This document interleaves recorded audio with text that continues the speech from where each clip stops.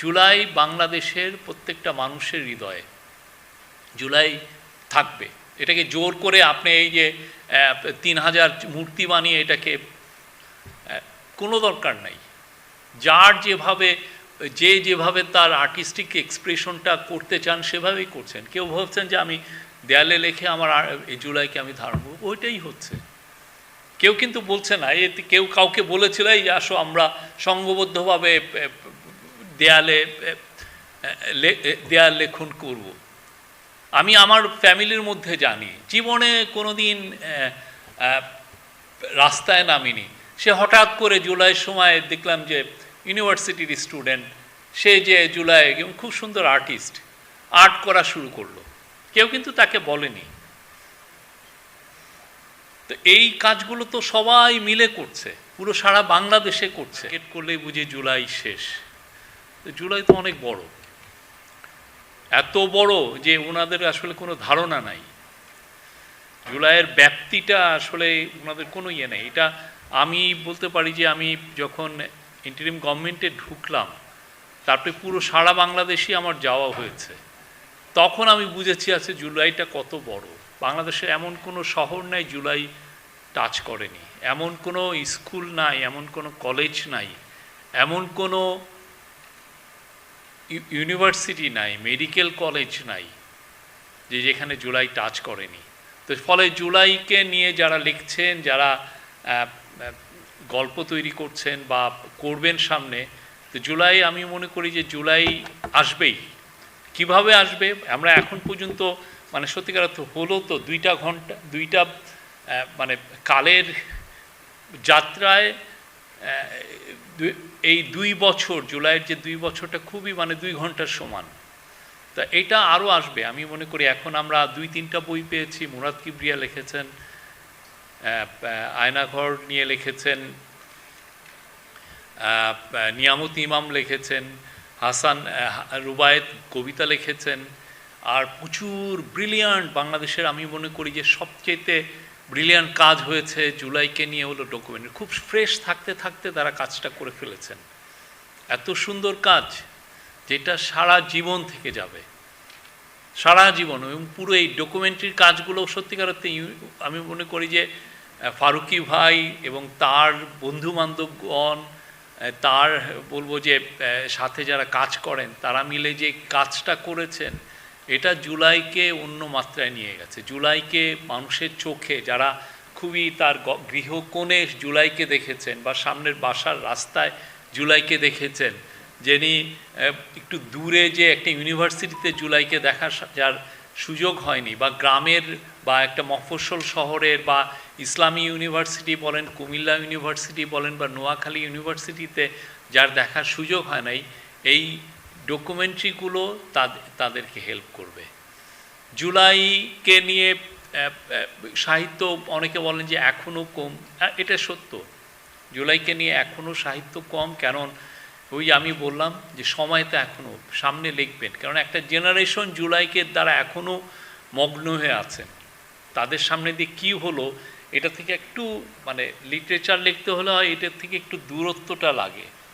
আপনি এত মগ্ন হয়ে আছেন, ওইখান থেকে বেরিয়ে আপনি লিখবেন, এটা টাফ। তো এইটা আরও সামনে যাবে। আর যারা আমরা তো ব্যাটেলটাও তো শেষ হয়নি, জুলাইয়ের যুদ্ধটা তো আসলে শেষ হয়নি, দোসররা তো আছে। তো ফলে আপনি যারা ভাবছেন যে জুলাইটা এখানেই শেষ বা ওই জুলাই মাস 5ই অগাস্ট, সেটা তো না। এটা আরও অনেক দিন ধরে জুলাইয়ের, আমি বলবো যে জুলাইয়ের যাত্রাটা থাকবে। এই যাত্রাটার সাথে অনেকে তো সারথি, অনেকে এটার সাথে আছেন, এবং তারা সামনের আরও আমরা যারা বয়স হবে যাদের, তারা লিখবেন, যারা আরও দূরত্বে থাকবেন তারা লিখবেন। জুলাইকে এখনও জুলাইটা কেন হলো এটা নিয়েই আসলে, বা জুলাইয়ের ব্যাপ্তিটা কত এটা নিয়েই আমরা আসলে অনেক বেশি কাজ হচ্ছে।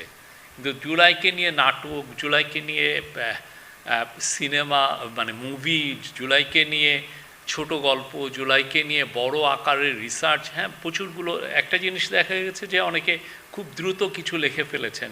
আসিফ লিখেছেন, অনেকে যারা যারা জুলাইয়ের মেন অ্যাক্টর ছিলেন তারা লিখেছেন, কেউ কেউ বাইরে দাঁড়িয়ে থেকে তারা বই লিখেছেন, অনেকে জাস্ট ক্রনিকল করে রেখেছেন যে প্রতিদিন কি কি কাজগুলো হয়েছে। জাস্ট ভবিষ্যতে যারা রিসার্চ করবেন তাদের জন্য এটা ভালো, এটা একটা ভালো ডকুমেন্ট হিসেবে থাকবে। আমি জানি বাইরের রাইটাররা লিখছেন জুলাইকে জানার জন্য, আমি জানি Naomi Hossain and David Bergman একটা বই লিখছেন, আরও অনেকে বই লিখছেন। এটা হচ্ছে রিসার্চ নিয়ে জুলাইটা কী ছিল। আর সাহিত্য লিখবেন যারা, আরও কিছু কিছু সাহিত্য তো প্রতিনিয়ত রচনা হচ্ছে। ইয়াং ছেলেরা যারা জুলাই রিভলিউশনারি অ্যালায়েন্স করেছেন, যারা জুলাই রেকর্ডস করেছেন, যারা জুলাই রেড জুলাই করেছেন, জুলাইকে নিয়ে কত আপনি যে বা রেভলিউশন ওয়াচ করেছেন, প্রতিদিন তারা কিন্তু তাদের কাজগুলোও তো হচ্ছে। এটা এক ধরনের ওরাল হিস্ট্রি বলতে পারেন। ওরাল হিস্ট্রিকে ওনারা ডকুমেন্টেশন করছেন। এটা হয়তো ফিকশনের জায়গায় এখনও যায়নি, বাট এই ওরাল হিস্ট্রি ডকুমেন্টেশনটাও খুব ইম্পর্টেন্ট। যেটা আপনি যদি দেখেন যে আমাদের 71-এ এই কাজটা অনেক পরে হয়েছে। 71-এর যে কাজগুলো অনেক পরে যে অনেকে করেছেন, কিন্তু এটা দেখা যাচ্ছে যে আপনি জুলাইয়ের পরে খুব দ্রুত ফ্রেশ আমরা ডকুমেন্টেশন হয়ে গেছে এবং আরও হচ্ছে। এক একটা শহীদ পরিবার, তার ব্যাকগ্রাউন্ড, শহীদের বাবা মার সাক্ষাৎকার, বা উনি কীভাবে শহীদ হলেন, কী প্রেক্ষিতে উনি আন্দোলনে গিয়েছিলেন, প্রত্যেকটা এই কাজগুলো হচ্ছে। আরেকটা খুব ইম্পর্টেন্ট কাজ হয়েছে যে ইন্ডিভিজুয়াল ইউনিভার্সিটিগুলো যে কাজগুলো করছে বা ওইখানে যে আলোচনাগুলো হচ্ছে। আপনি যদি দেখেন, আমি কুমিল্লা ইউনিভার্সিটিতে গিয়েছিলাম, ওদের একটা সুন্দর একটা বই, ওদের ইয়াং ছেলেমেয়েরা যে যেরকম যে ভাবনাগুলো ছিল, কিভাবে আন্দোলন হয়েছে, কারা কারা আন্দোলনে ছিল, প্লাস হচ্ছে যে তাদের ভাবনাগুলো কি ছিল, কি কারণে ওরা এসছে। আমি ইসলামী ওরা একটা বই লিখেছে এবং অনেকে ডকুমেন্টারি করেছে। আপনি জাহাঙ্গীরনগরে আমি 2টা ডকুমেন্টারি দেখেছি, ব্রিলিয়ান্ট কাজ, কে কিভাবে আন্দোলনটা করলো। বা ইসলামী ইউনিভার্সিটির ওরা একটা ডকুমেন্টারি করেছে। আরও আমি যে নোয়াখালী ইউনিভার্সিটিতে গিয়েছি, তারা একটা ডকুমেন্টারি করেছে। তো এই কাজগুলো তো হচ্ছে।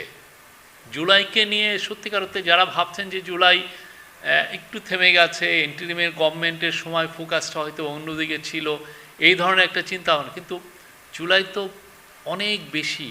মানে এটা জনযুদ্ধ ছিল, জনগণের রেভলিউশন ছিল, জনগণই এটাকে ধারণ করছে। ইয়াং ছেলেমেয়েরা, কেউ কি বলেছে এই রেভলিউশন ওয়াচে যে ছেলেরা এই আয়োজন, তাদেরকে কেউ বোঝায় তোমরা একটু অর্গানাইজ হও, এই কাজটা করতে হবে? কেউ কিন্তু বলে নাই। ওরা নিজেরা সংঘবদ্ধ হচ্ছে। কেউ বলে নাই যে জেআরএ করো বা রেড জুলাই করো, কেউ কাউকে কিন্তু বলে নাই। আর এখানে তো টাকাও তো লাগে অনেক, কে টাকাটা দিবে কে? তো ওই যে নিজের তাগিদ, যে না আমার কি হয়েছিল, আমাদের সময় এত মহৎ একটা বিপ্লব হলো, সেটাকে তো আমার ধরে রাখতে হবে।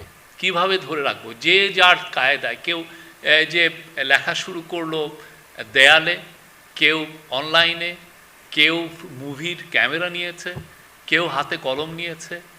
জুলাই আমাদের মননে, আমার বুদ্ধিবৃত্তিতে, আমাদের সাহিত্যে আগামী অনেক দশক, অনেক সেঞ্চুরি ধরে থাকবে, কারণ এটা সমস্ত মানুষের এটা একটা বিপ্লব। আর যারা জুলাইয়ের ধরেন কে যারা ডিসক্রেডিট করতে চান, তারা কোথায় আছেন দেখেছেনই তো, তারা হিস্ট্রির ডাস্টবিনে পড়ে গিয়েছেন। দিস পিপল আর কই? আমি তো দেখি না তাদেরকে। কেউ কেউ ওই যে ফেসবুকের কল্যাণে 2-1টা প্ল্যাটফর্ম দেন, বা অনেক দোসরদের হাতেই তো মিডিয়া এখনও ক্যাপচার্ড আছে, তারা হয়তো বা তাদেরকে কিছু প্ল্যাটফর্ম দিচ্ছেন। But this people R discredited, তাদের ভয়েস নাই। প্রতিদিন ঘৃণা কিছু ছড়ান, নিজের কথা একটু আত্মতৃপ্তি পান, এই তো। জুলাই বাংলাদেশের প্রত্যেকটা মানুষের হৃদয়ে জুলাই থাকবে। এটাকে জোর করে আপনি এই যে 3000 মূর্তি বানিয়ে এটাকে, কোনো দরকার নাই। যার যেভাবে তার আর্টিস্টিক এক্সপ্রেশনটা করতে চান সেভাবেই করছেন। কেউ ভাবছেন যে আমি দেয়ালে লেখে আমার এই জুলাইকে আমি ধারণ করব, ওইটাই হচ্ছে। কেউ কিন্তু বলছে না, এতে কেউ কাউকে বলেছিল এই আসো আমরা সংঘবদ্ধভাবে দেয়াল লেখন করব, আমি আমার ফ্যামিলির মধ্যে জানি, জীবনে কোনো দিন রাস্তায় নামিনি, সে হঠাৎ করে জুলাইয়ের সময় দেখলাম যে ইউনিভার্সিটির স্টুডেন্ট, সে যে জুলাই খুব সুন্দর আর্টিস্ট, আর্ট করা শুরু করলো, কেউ কিন্তু তাকে বলেনি। তো এই কাজগুলো তো সবাই মিলে করছে, পুরো সারা বাংলাদেশে করছে। আমাদের কাজ হচ্ছে রেভলিউশন ওয়াচ বলেন আর যারাই আমরা সংঘবদ্ধ আছি, আমাদের কাজ হচ্ছে এই মেসেজগুলো সব জায়গায় ছড়িয়ে দেওয়া, জুলাইকে শক্তিশালী করা। কারণ আমাদের যুদ্ধ তো শেষ হয়নি, এই যুদ্ধটা আরও অনেক বছর চলবে।